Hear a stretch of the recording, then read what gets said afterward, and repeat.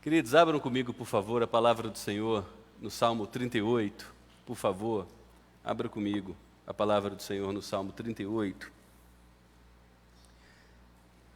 Relembremos aqui a condição que o grande e importante rei Davi experimentou em um dos momentos de sua vida. Infelizmente, essa não foi a única circunstância difícil que Davi experimentou. Ele passou por vários outros vales. E eu não tenho dúvidas de que foi a sequência desses vales que tornou Davi um homem segundo o coração de Deus. O livro de Atos revela que Deus tinha Davi como o homem segundo o seu coração, porque Deus tinha certeza que Davi cumpriria a sua vontade. E nós temos muita dificuldade com as provações. Elas machucam nossa carne, elas afetam nossa mente, elas transtornam nossa psique. Mas Tiago, irmão de Jesus, que escreveu a sua carta, que está no finalzinho da Bíblia, diz o seguinte: tende por motivo de toda alegria o passardes por várias provações, porque a provação da sua fé, quando nós estamos sendo provados, a nossa fé está sendo amadurecida. A provação da sua fé, uma vez confirmada, vai ensinar vocês a perseverarem. E a perseverança quer nos ensinar a humildade, nos ensinar a correr para a graça de Deus e esperar a graça de Deus, quando todos os amigos e os recursos são insuficientes. A confirmação da nossa fé gerará em nós maturidade. Pedro escreve sua primeira carta no finalzinho da Bíblia. E ele diz que, assim como o ouro é libertado das impurezas através do fogo, Deus, em sua providência misteriosa, conduz os seus filhos amados pela escola da provação, para aperfeiçoá-los, para purificá-los, para limpá-los. O autor aos Hebreus, no capítulo 12, ele diz que Deus, como um pai amoroso, disciplina seus filhos. E as disciplinas, no momento em que acontecem, elas não parecem ter proveito nenhum. Quem aqui tem criança pequena e você precisa disciplinar o seu filho, ou aqueles que já passaram por essa fase, onde se lembrar, a criança: não, papai, por favor, não, disciplina não, papai, eu prometo que nunca mais vou fazer isso, eu prometo, não é isso? Eu prometo, não, mas você já me garantiu isso 10 vezes, agora está na hora da correção. Não, por favor, papai, por favor. E você disciplina seu filho com o coração doendo, porque você sabe que aquele processo de disciplina, ele é purgativo, tem como propósito retirar impurezas do caráter, do coração. E o autor aos Hebreus nos diz que Deus nos trata assim como filhos amados, com disciplina. E parece que no momento não tem proveito nenhum, mas depois ela produz em nós um fruto de amadurecimento, produz em nós santidade, produz em nós um desapego por esse mundo que jaz no maligno e todos os valores que são apreciados por esse mundo. Davi, no Salmo 38, por conta de uma circunstância de pecado, experimentava dores físicas terríveis. E antes da gente ler o texto, eu preciso deixar claro que nem toda dor física, nem todo problema emocional tem relação com o pecado.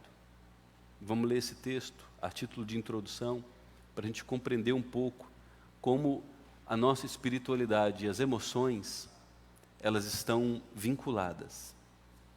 O versículo 4 do Salmo 38 nos diz o seguinte: já se elevam acima da minha cabeça, diz-nos Davi, as minhas iniquidades. Ele tem consciência que os seus pecados são grandes demais e já estão transbordando. E os meus pecados, eles atuam sobre mim como fardos pesados. Eles excedem as minhas forças. Agora note as consequências físicas do pecado cometido por Davi em todo o seu organismo.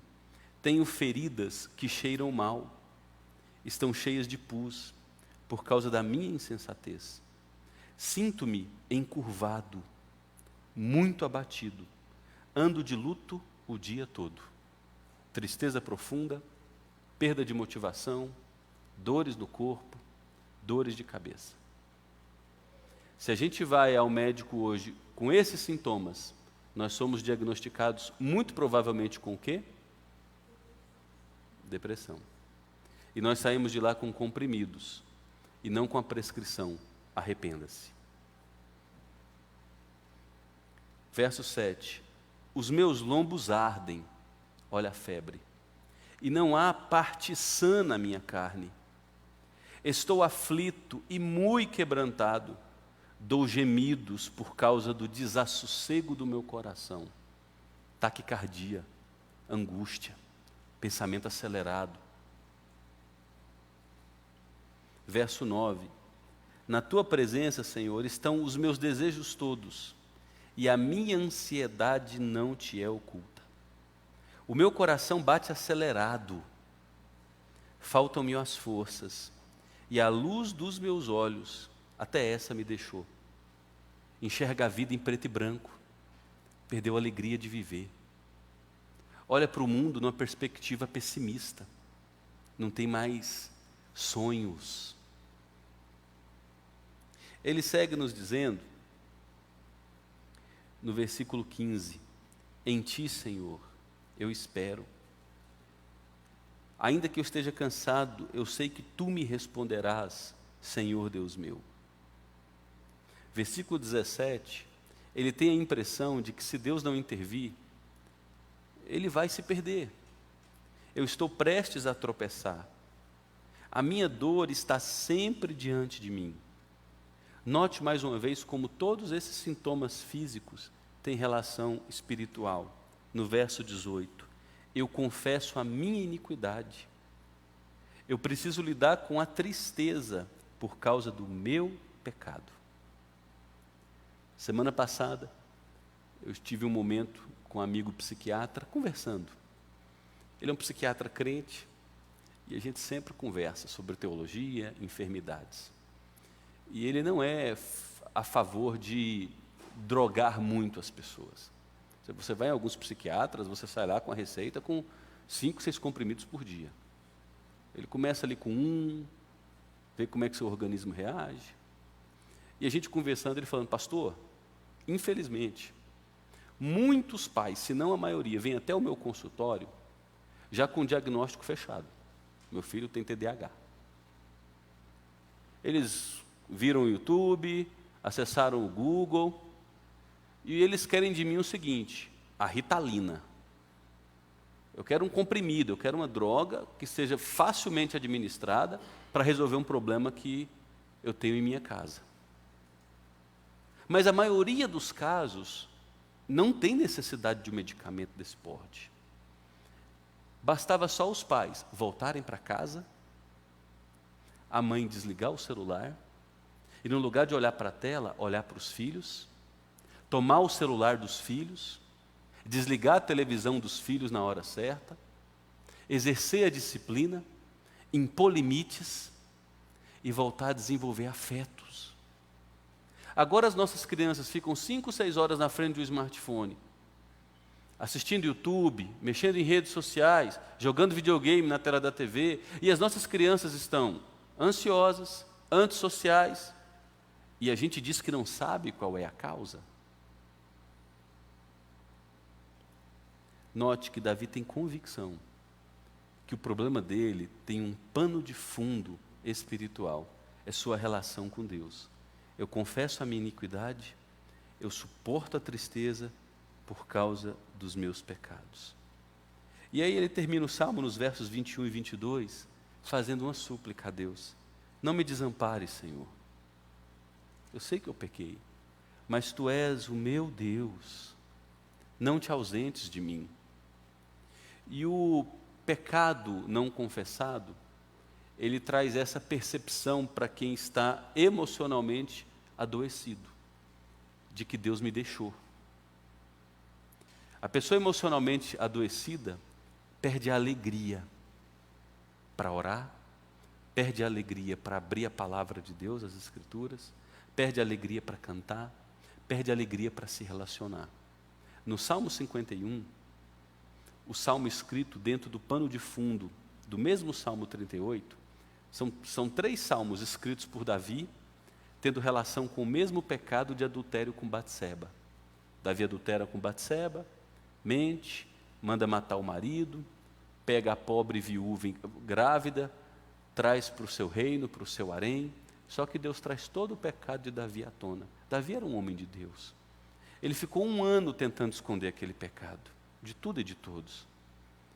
Mas por ele ser um homem segundo o coração de Deus ele não conseguia esconder. E ele diz no Salmo 32 que a culpa o corroía, que o leito dele era sobrecarregado com lágrimas. Ele diz no Salmo 32 que ele sentia dores terríveis. No Salmo 51, que faz parte dessa trilogia dos salmos chamados de penitenciais, a confissão de Davi, no Salmo 51, Davi chega a dizer: Deus, traz de volta a alegria da minha salvação. Eu perdi a minha alegria. Do meu ponto de vista, eu não sou mais crente. A culpa me corrói. Minha alma vive abatida. A impressão que eu tenho é que o Senhor se ausentou de mim, é que o Senhor está morto para mim. E esse é o registro que ele traz no final do Salmo 21. No final do Salmo 38, verso 21, não te ausentes de mim, apressa-te em socorrer-me, Senhor. E aqui ele conclui com 2 palavras incríveis: salvação minha. E eu creio que estas 3 palavras precisam fazer parte da nossa oração recorrente, especialmente aos homens e mulheres que se sentem bombardeados por emoções conflituosas, que fogem do normal. Senhor, salvação minha. Na verdade, eu recomendo você grifar o versículo 22 do Salmo 38, memorizar este versículo e orar este versículo todas as vezes que você se sentir cansado, sobrecarregado, abatido, sem forças, melancólico, desanimado, profundamente prostrado. Apressa-te em socorrer-me, Senhor, salvação minha. Apressa-te em socorrer-me, Senhor, salvação minha. Amém? Vamos ter um momento de oração? Vamos orar por um número tão absurdo de homens e mulheres hoje que sofrem de depressão, ansiedade, ataques de pânico, solidão, são consumidos pela culpa. Vamos orar por tantas pessoas, é uma multidão. A depressão, só a depressão, mata muito mais por ano que a Covid. A depressão tem ceifado a vida de milhões de pessoas do mundo todo. Vamos orar por tantos homens e mulheres que sofrem nesse exato momento as consequências desse mundo caído, de forma muito clara na sua mente e em seu organismo. Vamos ter um momento de intercessão?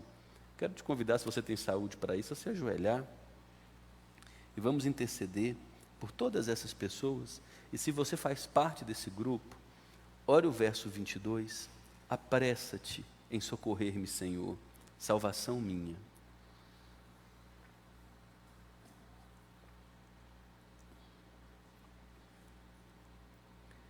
Deus, nós vivemos num mundo maldito. O pecado trouxe sequelas dolorosas demais para as nossas vidas. Nosso corpo envelhece. Quando caímos, um dos nossos membros se quebra. E nós sabemos que o órgão mais complexo do nosso corpo, que é o cérebro, também sente profundamente os efeitos da queda de Gênesis 3. São tantas enfermidades que adquiriram rótulos recentes, mas que sempre fizeram parte da história humana, e nós queremos pedir ao Senhor misericórdia. Misericórdia a tantos homens e mulheres que nesse momento padecem de melancolia profunda, que atualmente é chamada de depressão, de culpa, de ansiedade, de síndrome do pânico, homens e mulheres que não conseguem mais exercer sua profissão com qualidade, Homens e mulheres que não conseguem mais exercer a paternidade e a maternidade com a sanidade dentro daquilo que a gente pode chamar de normal. Homens e mulheres que se sentem quebrados, que se sentem em afogamento. Oh Deus, é tão difícil definir essas enfermidades emocionais. Só o Senhor pode, por Tua graça, resgatar-nos dessa sensação de afogamento, trazer-nos à tona e salvar-nos de nós mesmos. Tenha misericórdia desse exército, essa multidão de homens e mulheres que sofrem nesse momento. Visite o Teu povo presente nesse lugar, os Teus filhos que congregam nesse lugar, com cura, com graça, com convicção da Tua palavra. Arme o Teu povo com as armas celestiais, a fim de que Teu povo combata o bom combate da fé, sem retirar os olhos do Senhor, o autor e o consumador da nossa fé, o Deus que tem poder para curar ontem, hoje, e tem poder para curar para todo sempre. No nome precioso de Jesus. Amém. Amém. Pode se sentar, queridos. Vamos conversar um pouco sobre um rápido histórico.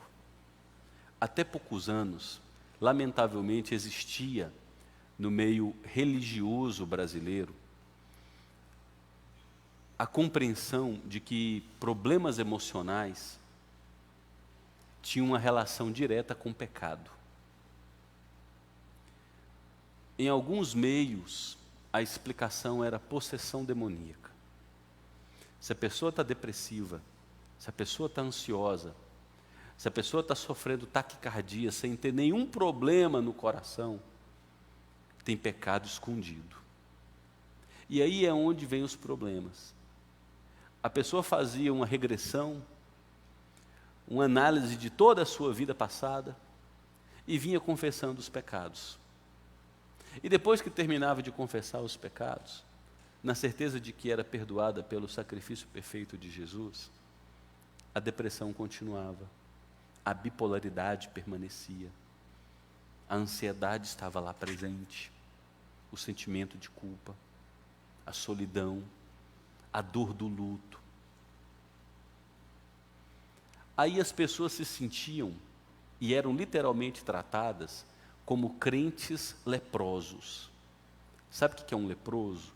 No primeiro século, na história bíblica, era alguém condenado a uma subhumanidade.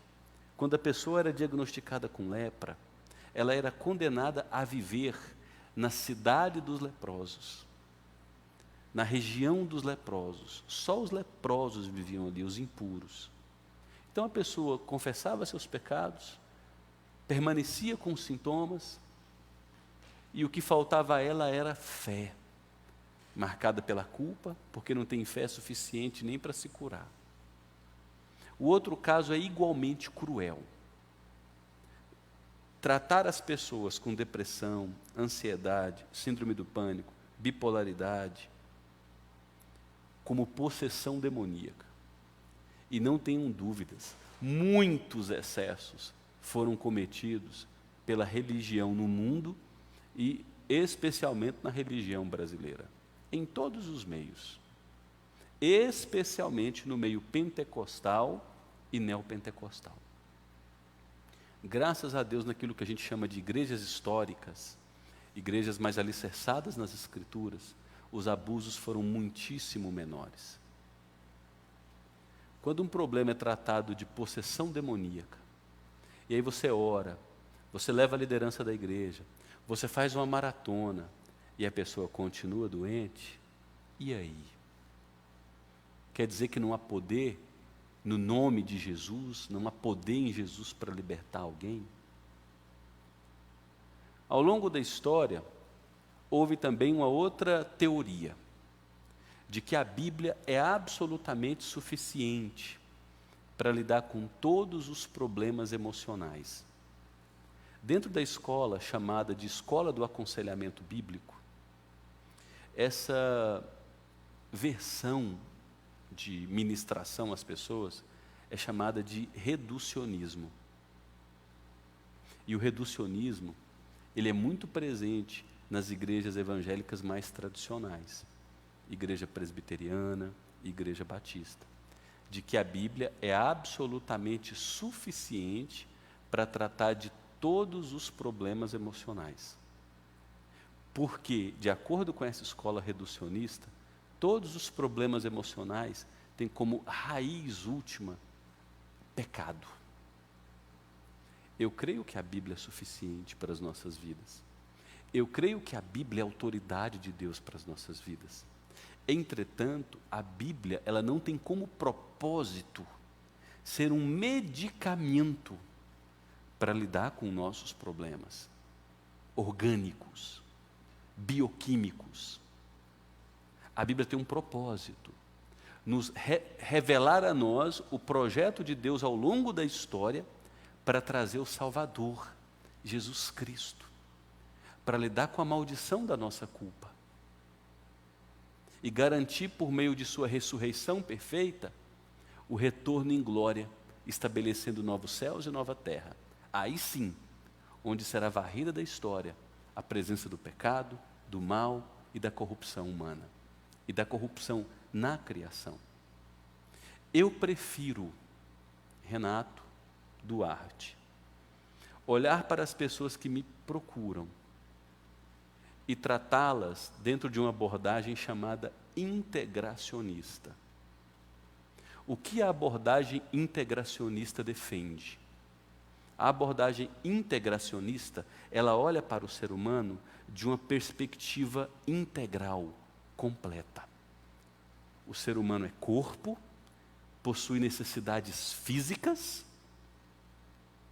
o ser humano precisa da mensagem da salvação eterna, mas o ser humano, ele é uma alma vivente, ele possui a psique,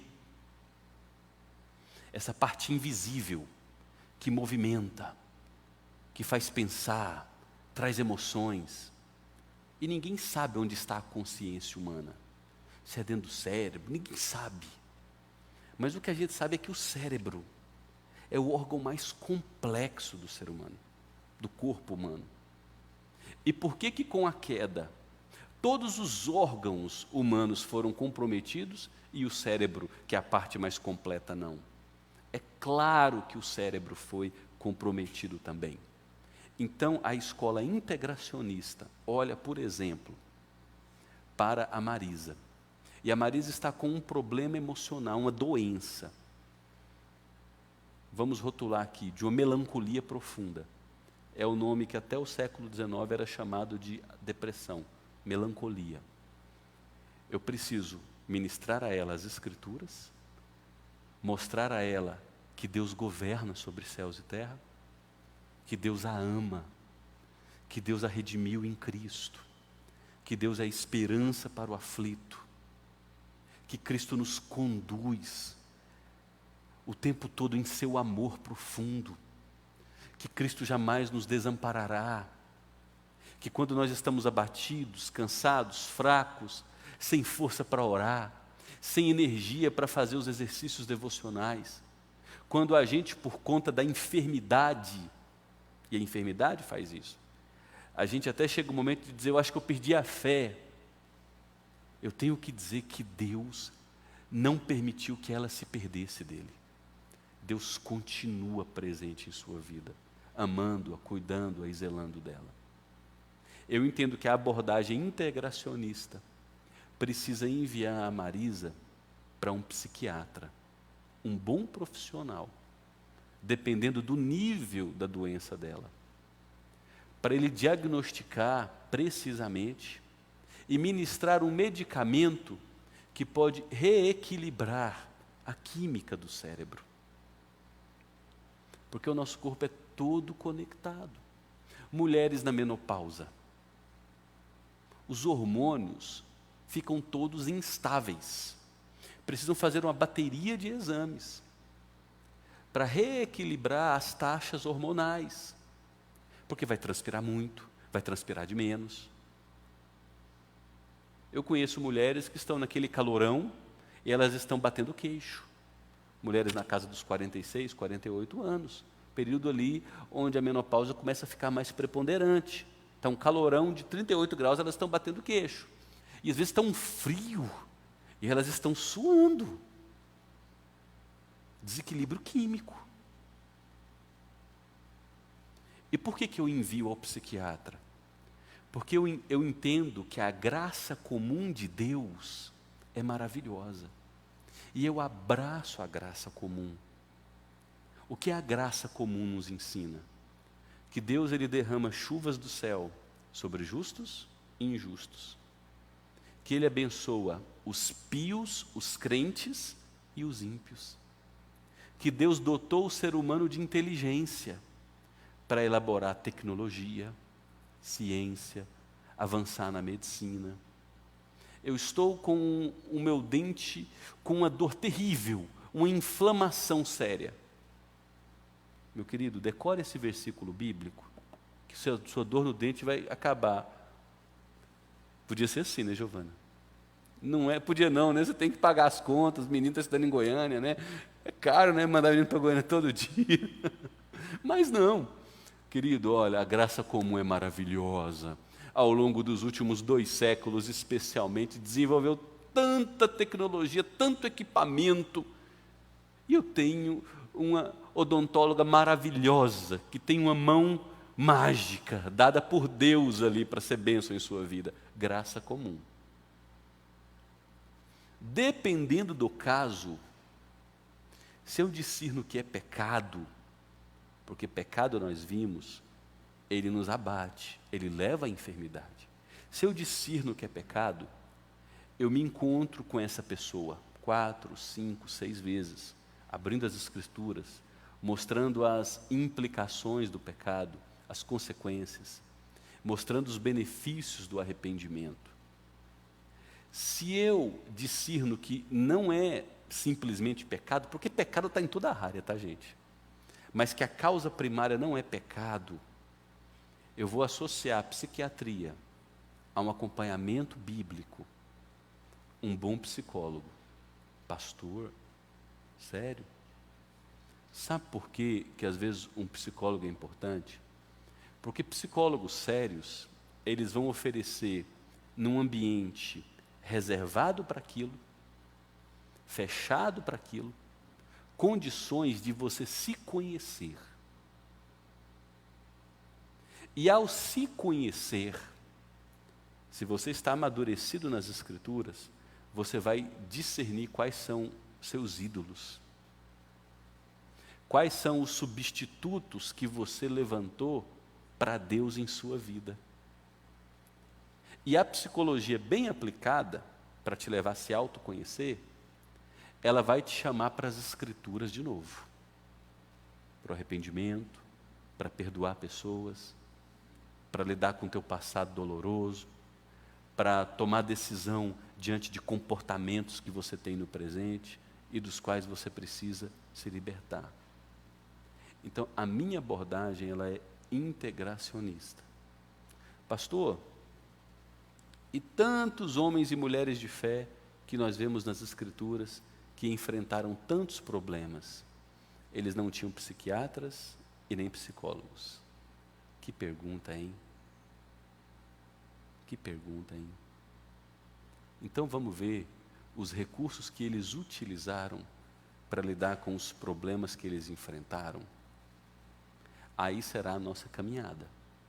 Na nossa caminhada, em 8 terças-feiras, depois dessas serão mais 7 terças-feiras, nós veremos os males causados pela amargura, porque tem muita gente que dá uma fortuna para psicólogo. Aí é onde o psicólogo contribui, te levando a se autoconhecer. Tem muita gente que gasta uma fortuna com psicólogo para chegar a uma simples conclusão: o meu coração, ele é morada de amargura. Eu carrego tal pessoa em ressentimento. Eu carrego tal pessoa em ódio em minha vida. Eu sou profundamente frustrado, porque o ideal que eu estabeleci de pai, de maternidade, não se estabeleceu. E essa amargura me corrói. O psicólogo, ele seria dispensável. Tem psicólogo aqui? Vou comprar uma briga. Na minha opinião, o psicólogo seria dispensável se, e somente se, nós exercêssemos de fato o nosso papel como povo de Deus. Porque a Bíblia diz: chorai com os que choram, alegrai-vos com os que se alegram. Se nós voltássemos a estar juntos uns dos outros, se nós voltássemos a desenvolver aquelas amizades profundas, onde há uma segurança de confidencialidade, de abertura, de confissão de pecados, de conselhos maduros, de orientação saudável, é bem provável que a maioria dos psicólogos teria um problema em encher uma agenda, não é verdade? Eu visitei hoje uma família. A menina grávida, prestes a ganhar neném. E nossa irmã em Cristo. Quando ela disse, eu precisei engolir seco, corar de vergonha e lamentar. Ela disse: pastor, frequentava grupo pequeno, muitos amigos. Nós estamos abandonados. Todos os nossos amigos sumiram. E aí? Não tem com quem conversar, não tem para quem se abrir, não tem para quem desabafar, não tem com quem chorar. Não tem para quem com quem celebrar as vitórias e compartilhar as conquistas.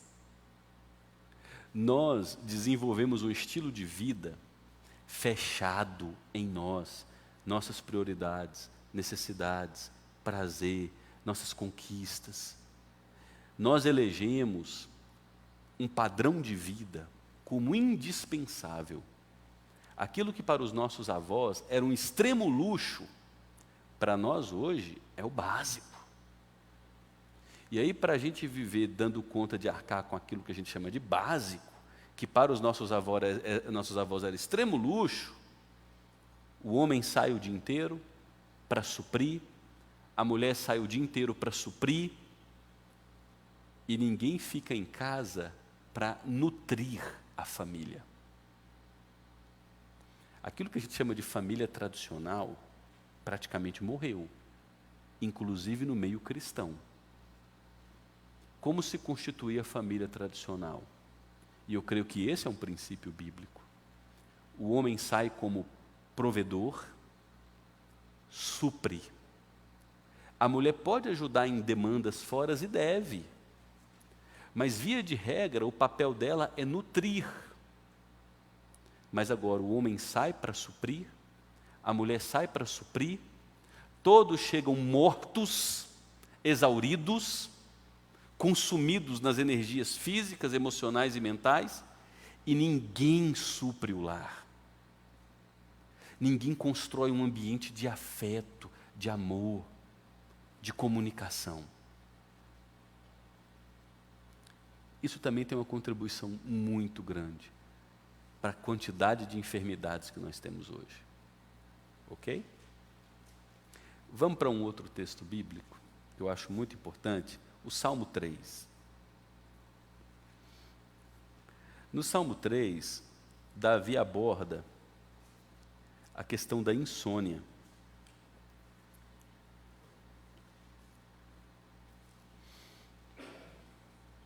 Se você observar o versículo 5 do Salmo 3, Davi vai dizer: eu me deito e pego no sono. Eu acordo porque o Senhor me sustenta. Mas você há de convir comigo que ele só escreveu eu me deito e pego no sono porque ele não estava conseguindo dormir. E por que Davi não estava conseguindo dormir? Porque ele enfrentava uma circunstância extremamente difícil em sua vida. E aí vem uma outra explicação que eu preciso trazer para vocês de maneira muito rápida. Existem duas causas para as nossas doenças emocionais, e eu vou chamar aqui também algumas delas de doenças espirituais. Porque a gente tem que separar uma depressão clínica de uma depressão espiritual. A depressão espiritual é aquela do Salmo 38. Tinha pecado sério envolvido.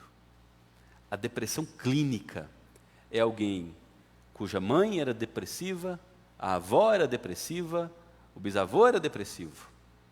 Bipolaridade. Eu tenho um médico amigo. Ele diz, eu fiz psiquiatria porque meu pai é bipolar, meu avô se matou, meu bisavô se matou.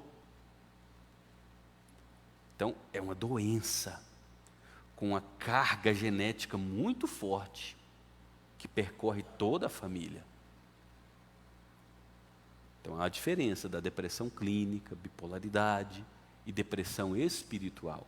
Há a diferença da ansiedade clínica para a ansiedade conforme descrita por Jesus.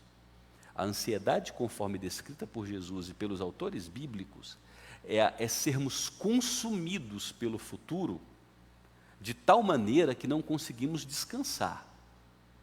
Agora, a ansiedade clínica é a taquicardia, é o suor, a insônia, a aflição, a sensação da mão invisível asfixiando você, a angústia inexplicável, a mente acelerada, o ganho de peso rápido, a perda de peso rápido. Essa é a clássica ansiedade clínica, que pode ter elementos de pecado, mas precisa de intervenção médica, de apoio psicológico e aconselhamento amoroso de amigos de Deus com a Bíblia aberta. Ok? Então, olha a situação de Davi, ele está com insônia. Por quê? Veja como é que começa o Salmo 3. Salmo de Davi, quando fugia de Absalão, seu filho. Davi está fugindo de quem, gente? Do próprio filho, sangue do seu sangue. Quando foi isso? Davi adulterou com Batseba, mandou matar o marido de Batseba, Urias, trouxe Batseba para o seu harém, a pobre viúva grávida, fez esse papel bonito para o reino todo. Entretanto, Deus levantou um profeta chamado Natã, mandou dar recado para Davi, e Natã disse, Deus mandou dizer que tudo que você fez escondido, Ele viu. E esse pecado trará consequências. Porque tudo que a gente planta, a gente colhe. A lei da semeadura é uma lei bíblica. Está na carta de Paulo aos Gálatas. Tudo que o homem plantar, ele vai colher. É por isso que a Bíblia diz para a gente, lá no livro de Provérbios, vai ter com a formiga preguiçoso. Se você ficar rolando na cama de um lado para o outro, não espere chegar o inverno da vida, que é a velhice, e você ter segurança. Então, olha para a formiga, a constância, a diligência, o trabalho árduo, a previdência, que é a reserva para o inverno da vida vai chegar, você vai envelhecer. Então, você precisa trabalhar com inteligência, poupar. Está lá em Provérbios. E aí, Natã falou que as consequências do pecado de Davi viriam. O menininho que ele teve com Batseba morreu. Davi se casou com Batseba, ele se encantou com aquela mulher. Teve Salomão com Batseba, teve vários outros filhos. Os meninos cresceram. Num determinado dia, um filho de Davi chamado Aminon estuprou a irmã. Olha o escândalo real. Absalão tomou as dores da irmã estuprada. É claro. E por que Absalão tomou as dores da irmã estuprada? Porque Aminon era aquele príncipe playboy, mimado pelo pai.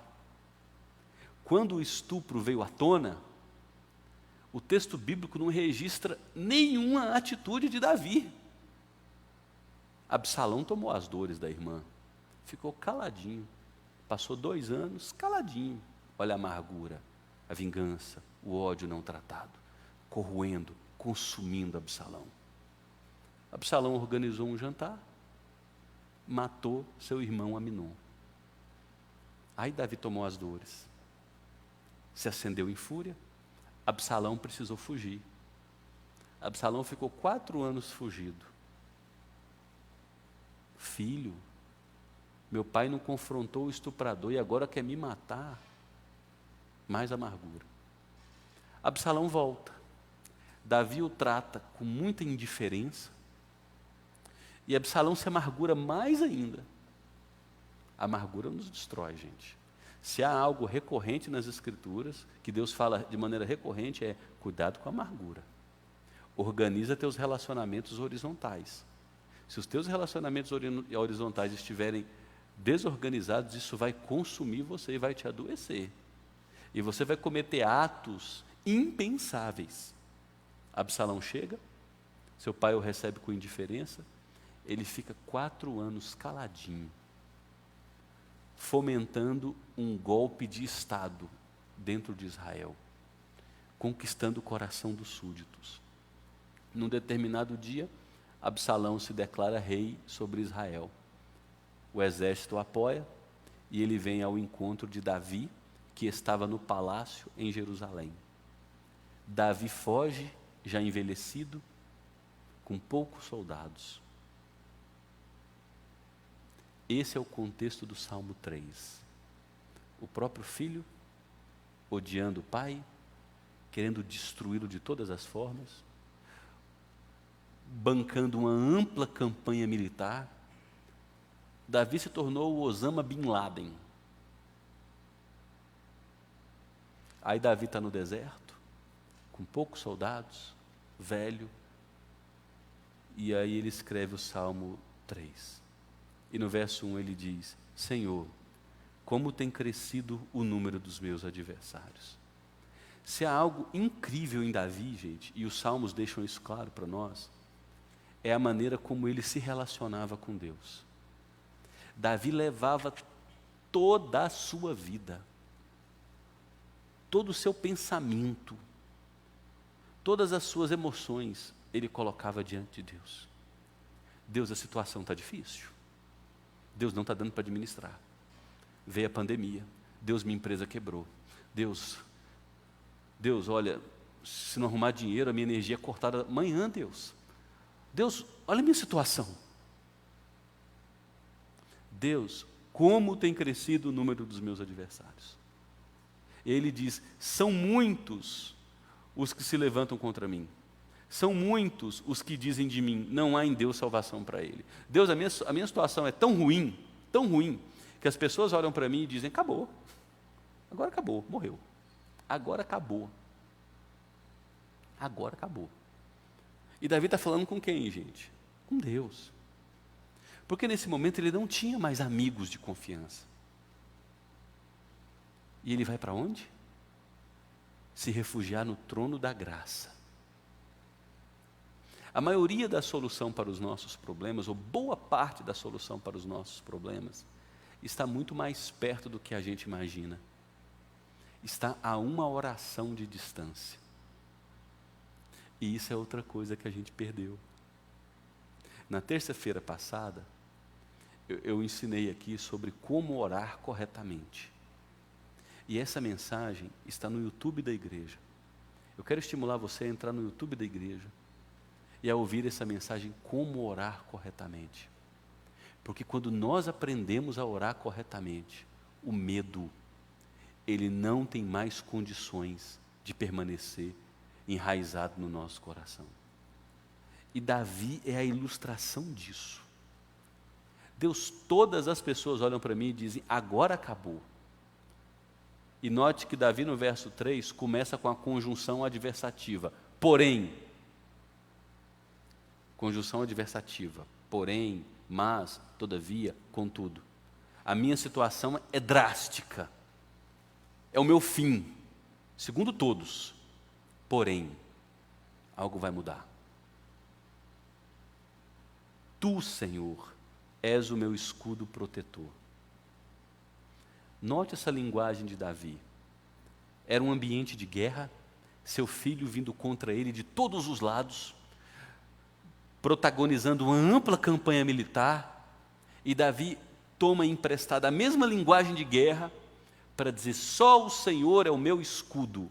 E o escudo naquela época tinha cerca de 1 metro para 1,30 m de altura, 60 para 80 centímetros de largura, de modo que quando se agachasse, poderia se proteger dos dardos do exército inimigo, das flechas do exército inimigo.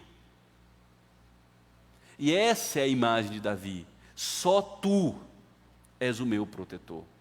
Eu não confio nas minhas emoções, eu não confio no meu jeito de pensar, porque o meu jeito de pensar não me deixa dormir, meu jeito de pensar me angustia, minhas emoções me traem. Só tu és meu protetor. Ele segue dizendo: tu és a minha glória.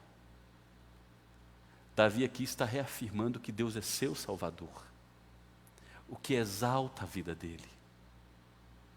Nesse momento é possível que Davi tivesse se lembrado, brevemente, de sua trajetória. Você imagina um menino de classe média baixa, na chacrinha do pai, sofrendo bullying dos irmãos. Porque quando o profeta Samuel vai consagrar o rei de Israel, os irmãos estão em casa. Davi está lá apacentando o rebanho do seu pai. E nem o pai acreditava muito em Davi. Ele vai trazendo os filhos bonitos, altos, até que Deus diz: olha, não olha a beleza, porque o homem vê o exterior, eu vejo o interior. E aí Samuel triste: e aí, como é que é o nome do pai de Davi? Jessé. E aí, Jessé, não tem mais nenhum filho? Não, tem um menininho lá, um adolescente, apacentando meu rebanho. Se fosse no Goiás, né, cuidando do chiqueiro, antigamente, dos porcos, traz ele lá. Aí imagina, aquele menino chega sujo da roça, cuidando dos animais.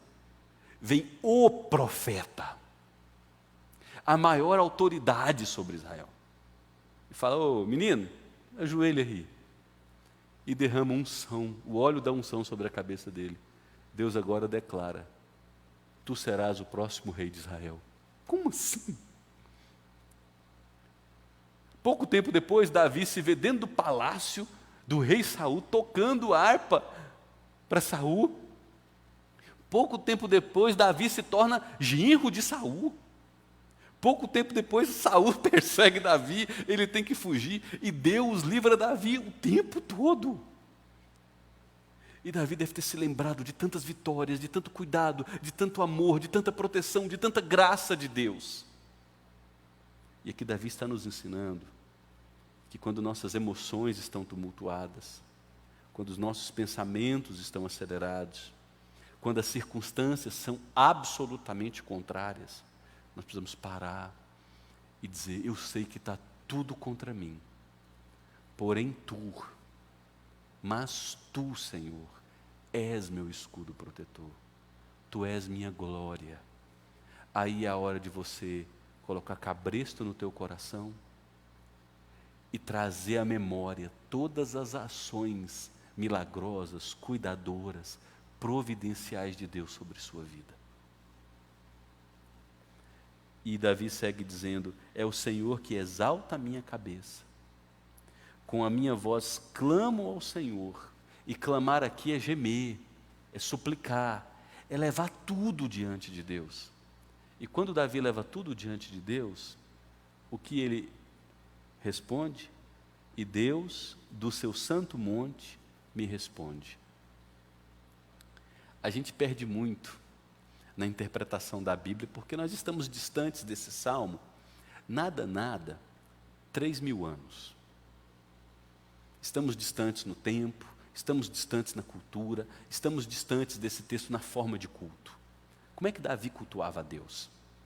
Na primeira aliança, que é o Antigo Testamento, Deus era adorado no tabernáculo, numa tenda. Na época de Davi, o templo não tinha sido nem construído ainda, seria construído por Salomão. Era um tabernáculo velho, da época de Moisés. Tinha uns 300 anos o tabernáculo. Coitado daquele tabernáculo, estava todo desbotado. É por isso que Davi quis construir um templo para Deus. Poxa vida, eu moro num palácio, olha lá, Deus sendo adorado naquela barraquinha já envelhecida, desbotada. Aí Deus diz: não, quem vai construir é teu filho. Aí Davi chegava no templo, construído sobre o Monte Sião, que é uma cadeia de montanhas, aí tem um Monte Sião, onde fica a cidade de Jerusalém. E dentro do tabernáculo ficava a Arca da Aliança, que simbolizava a presença de Deus entre os homens. E quando Davi diz, Deus do seu santo monte me responde, ele está afirmando, eu estou aqui no deserto perseguido, mas eu tenho certeza que quem está reinando lá em Jerusalém não é meu filho Absalão que invadiu Sião. Quem está reinando é o meu Deus. É o meu Deus quem dita as regras. É o meu Deus quem está sentado no alto e sublime trono. É o meu Deus que controla a história. É o meu Deus que manda a chuva cair do céu. É o meu Deus que manda o sol nascer, que manda o sol parar, como aconteceu na época de Josué em uma das batalhas. É o meu Deus que controla as estações. É o meu Deus que tem todos os cabelos da minha cabeça contados. É o meu Deus que alimenta pássaros do campo. É o meu Deus que veste flores, pássaros do céu e flores do campo. É o meu Deus que chama cada uma das bilhões de estrelas pelo nome e elas lhe obedecem. É o meu Deus que governa sobre mim, sobre essa situação. Não é a circunstância, não é minha mente, não são minhas emoções quem me define, não é essa condição enferma quem define a minha dignidade, é o meu Deus quem define minha dignidade. E o meu Deus decretou que em Cristo, entregue na cruz, eu sou amado, eu sou especial, eu sou objeto de valor para Ele. Ele me fez sacerdote santo, um povo escolhido, que herdará novos céus e nova terra. Queridos, isso muda a nossa cabeça, isso altera as nossas emoções. Duas causas de problemas emocionais são as causas endógenas, que vêm do organismo, da química, do DNA, passa de pai para filho, causas orgânicas, causas endógenas, e as causas reativas. A reativa é quando há um gatilho. Vocês sabiam que há pessoas bipolares? Bipolaridade é uma doença muito séria. Meu Deus. Há pessoas bipolares que nunca manifestarão a bipolaridade. Por quê? Porque em toda a sua vida não houve um gatilho radical. Mas normalmente, essas doenças emocionais clínicas, não resultado propriamente de pecado, como o Salmo 38, mas elas têm um gatilho. Por exemplo, a minha esposa, Raquel, ela sofre de depressão. E o pai da Raquel, a família por parte do pai todinho, tem problema. A gente vê, a tia, os avós, e vai. Então tem uma genética muito forte, causa endógena. E aí houve a causa reativa. Quando nós mudamos para Séries, a Raquel passou no concurso público do Estado. Ela é professora do Estado. Ela foi lotada, professor não sofre, né, Denise? A Raquel foi lotada numa escola de um bairro de extrema periferia na cidade. Uma menina mimada, 20 e poucos anos, criada em apartamento em Goiânia, bairro de classe média, papai e mamãe ali protegendo. Aí casa com um seminarista, vai virar pastor, plantar a igreja em periferia do interior de Goiás e vai lecionar numa periferia violenta. Professora de educação física. A Raquel tinha que caminhar com uns 40, 50 meninos, 500 metros da escola, porque não tinha quadra na escola, até a quadra do bairro. Só que a quadra do bairro era dominada pelos traficantes. Uma menininha de 25 anos, bonita, com 40, 50 meninos, num sol de 1 a 2 da tarde, andando 500 metros até chegar à quadra do bairro. E professor, desrespeitada, os traficantes ali, adolescentes, jovens. Vocês imaginam, né? O palavreado, os assédios. Até que um dia, um dos traficantes estourou uma bomba. A bomba foi o gatilho. Quadra coberta, telhado de zinco. Quase não faz barulho, né? Soltou uma bomba. Pá! Algo assim absurdo. A Raquel imediatamente me ligou. E eu fui buscá-la, ela estava tremendo. A Denise já viveu isso, né, Denise? Pânico, tremendo. Ficou uns 3 dias em cima da cama tremendo, tadinho, chorando. Eu passava de carro a 3 quarteirões, que era a rua da escola. Só de ela olhar para a rua onde ficava a escola, ela já tinha crise. Aí foi a causa reativa, houve um gatilho. E eu precisei tratar. No início, eu não sabia com sabedoria como agir. Eu ministrava as escrituras, do consolo de Deus e tudo. Até que eu compreendi. Ela precisa de ajuda médica. Levei a um médico. Tomou um santo comprimidinho, graça comum. Está com dor de dente, o analgésico ajuda, né, Giovana? Ainda mais se for numa sexta-feira e o odontólogo vai atender só na segunda, né? Meu Deus do céu, sexta-feira está com dor de dente. Graça comum. Causa endógena e causa reativa. Davi não tinha esses recursos. Ele tinha que se agarrar ao seu Deus. E note o que acontece depois que ele declara que com a voz ele clama ao Senhor e Deus do seu santo monte me responde. Depois que ele leva a sua situação a Deus em oração, no versículo 5 Davi diz: eu me deito e pego no sono. Eu acordo porque o Senhor me sustenta. Deus administrou a insônia de Davi. Agora olha o que mais que foi trabalhado na vida de Davi: o medo. Note o versículo 6. Não tenho medo dos milhares que tomam posição contra mim. De qual lado? Todos. Para onde eu olho não tem escapatória. Mas eu perdi o medo. O que foi mudado em Davi? As circunstâncias? Não. Elas permaneceram. O coração, a consciência. Relembrar a soberania de Deus. Relembrar a ação maravilhosa, milagrosa, misericordiosa, protetora, bondosa de Deus. Relembrar que Deus reina. O mundo não perdeu o controle. Nós não somos lançados ao sabor do acaso, das circunstâncias. Deus não é um relojoeiro que criou todas as coisas, deu corda e deixou o mundo solto, não. Deus, Ele habita no alto e sublime trono, mas Ele está com a gente, o abatido e contrito de espírito. Ele conhece nossas dores, Ele ouve os nossos dramas, Ele sabe quando a gente chora, Ele providencia livramento, Ele nos sustenta na angústia. Esse é o nosso Deus.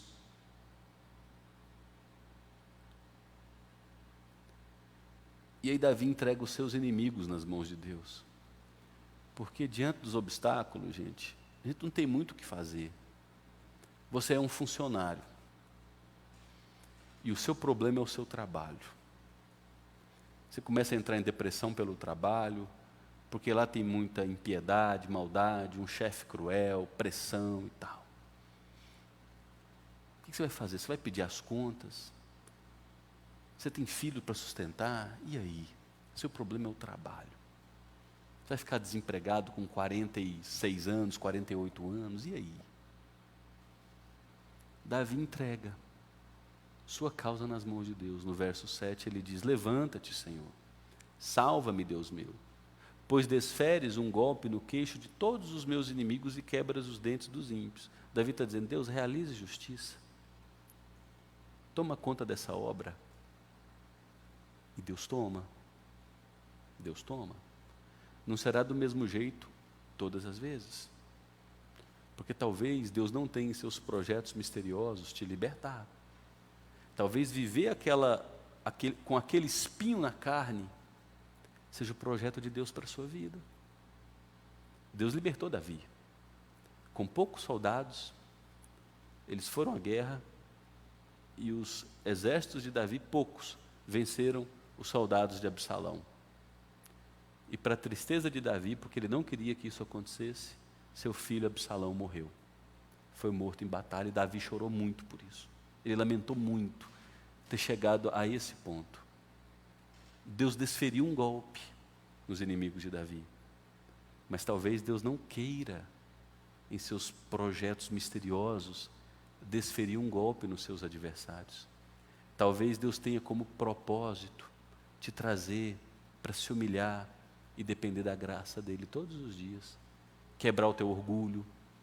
Gente, nós somos tupetudos por natureza, arrogantes por natureza, vaidosos, orgulhosos. E não existe um bem maior que Deus possa fazer em nossa vida que quebrar a nossa crista, que curvar a gente diante dEle para ver que Ele reina em glória. Paulo, o apóstolo Paulo, escreveu 13 livros no Novo Testamento. Dos 27, Paulo escreveu mais da metade. Das mãos de um homem, veio mais da metade dos escritos do Novo Testamento.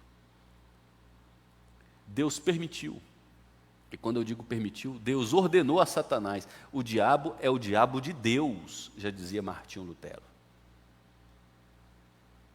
O diabo é servo de Deus, o diabo cumpre propósitos de Deus. Deus colocou um espinho na carne de Paulo. E Paulo, em 2 Coríntios, capítulo 11, ele diz que orou 3 vezes, tira de mim esse espinho, tira de mim esse espinho, tira de mim esse espinho. Paulo era um crente bom, ele insistia na oração, ele perseverava. E sabe qual foi a resposta de Deus? A resposta que às vezes a Isabela olha para mim e diz: nananina não. Você precisa, para o seu bem, você precisa desse espinho na sua carne. Por quê?